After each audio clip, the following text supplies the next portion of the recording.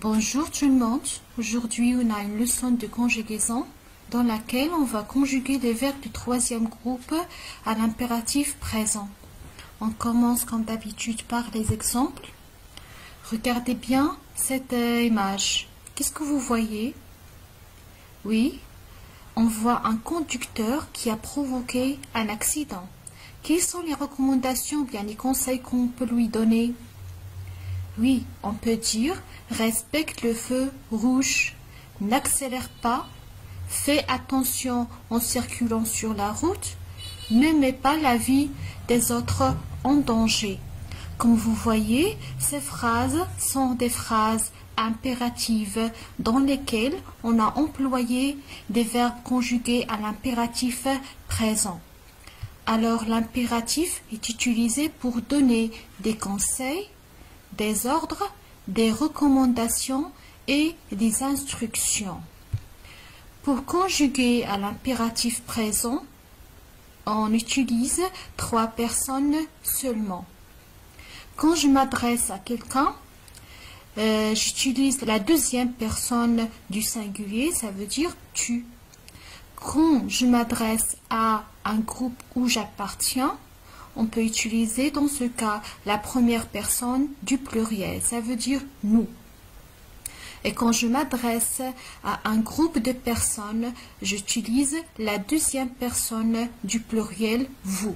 Le dernier cas, quand je m'adresse à quelqu'un qui est âgé ou bien quelqu'un qui est important, ou bien on utilise la deuxième personne du pluriel vous. Cette forme, on l'appelle la forme de la politesse.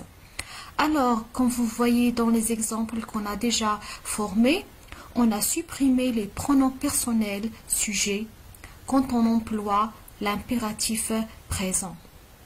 Je donne des exemples. On peut dire ferme la porte, ouvre le livre, lis silencieusement, fais attention.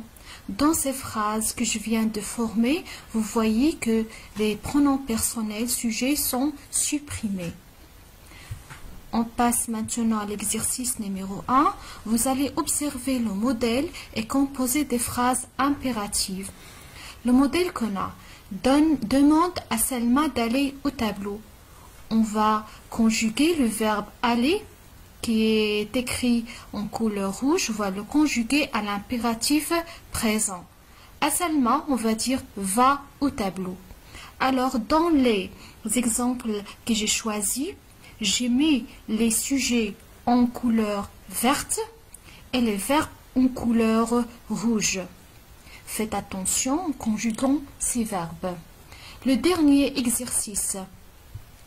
On va souligner les verbes qui sont conjugués seulement à l'impératif. Faites attention. Les verbes qui sont conjugués à l'impératif sont des verbes qu'on emploie sans sujet. Et les verbes qui sont conjugués au présent sont des verbes qu'on emploie avec le sujet. Lisez bien les phrases et faites attention. J'espère que vous avez bien compris. On se rencontre une autre fois. À bientôt.